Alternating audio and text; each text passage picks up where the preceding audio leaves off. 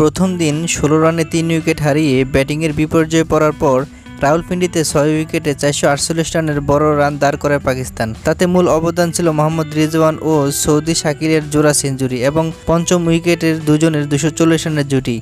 এই দুই ব্যাটার ভালোভাবেই সামলিয়েছেন বাংলাদেশি বোলারদের। এর আগে ৪ উইকেটে ১৫৮ রান নিয়ে দ্বিতীয় দিন শুরু করে পাকিস্তান। রিজওয়ান ও শাকিলের জুটি অবিচ্ছিন্ন প্রথম সেশন শেষ করে, যাতে ওঠে ৯৮ রান। শাকিল 50 পেয়েছিলেন গতকালই। রিজওয়ান আজ এগোতে থাকেন দ্রুততার সাথে। দুজনেই নিজেদের কেরিয়ারের তৃতীয় সেঞ্চুরি পূর্ণ করেন দ্বিতীয় সেশনের শুরুর দিকে।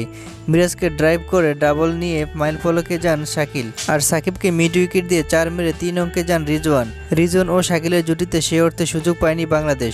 উইকেটের পেছনে লিটন দাসের কাছে কঠিন একটা সুযোগ এলেও তা ধরতে পারেনি লিটন কুমার দাস।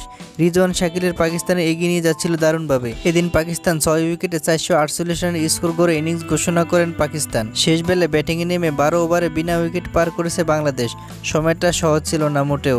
১১৩ ওভার ফিল্ডিং করার পর ব্যাটিং করতে এসে যে কঠিন কাজটি ভালোভাবে সামলিয়েছেন বাংলাদেশি এই দুই ওপেনার সাদমান ইসলাম ও জাকির হাসান।